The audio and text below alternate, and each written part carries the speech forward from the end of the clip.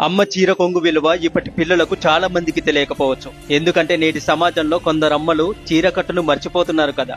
చీర కొంగు చీర అందానికే సొగసును పెంచే మకుట మాణిక్యం. అంతేకాకుండా పొయ్యి మీద వేడి గిన్నెలను దింపడానికి పనికొచ్చే ముఖ్య సాధనం చీర కొంగు. పిల్లల కన్నీటిని తుడిచే ముఖ్యమైన పరికరం చీర కొంగు. చంటి పిల్లలు పడుకోవడానికి అమ్మఒడు పరిపు కాగా వెచ్చటి దుప్పటిలా చీర కొంగే ఉపయోగపడుతుంది. కొత్త వారు ఇంటికి వచ్చినప్పుడు సిగ్గుపడే పిల్లలు ముఖం దాచుకునేది అమ్మ కొంగు వెనకే.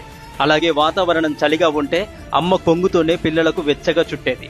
వంట చేసేటప్పుడు తల్లి తన చెమట బిందువులను తుడుచుకునేది చీర కొంగుతోనే. వంటకు అవసరమైనటువంటి కట్టె ముక్కలను తీసుకుని వచ్చేది చీర కొంగులోనే.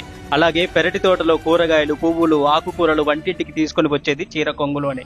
అంతేకాదు ఇల్లు సర్దడంలో భాగంగా పిల్లల యొక్క ఆట వస్తువులు, పాత బట్టలు వంటివి చీర కొంగులోనే మూట కట్టుకుంటుంది.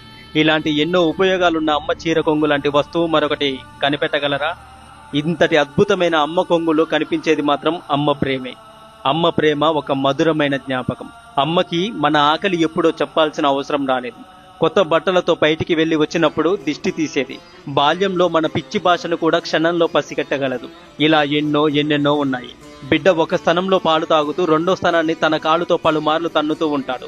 తనను తన్నే వారి కడుపు నింపే ఔదార్యం భగవంతుడు ఒక్క తల్లికి మాత్రమే ఇచ్చాడు. అమ్మ ఒక వేదం లాంటిది. అమ్మ ఒక భక్తి భావం. అమ్మ ఒక ప్రేమ రూపం. అమ్మ ఒక సంవేదన. అమ్మ ఒక పుస్తకము. అమ్మ ఒక కలము. అమ్మ ఒక కవిత.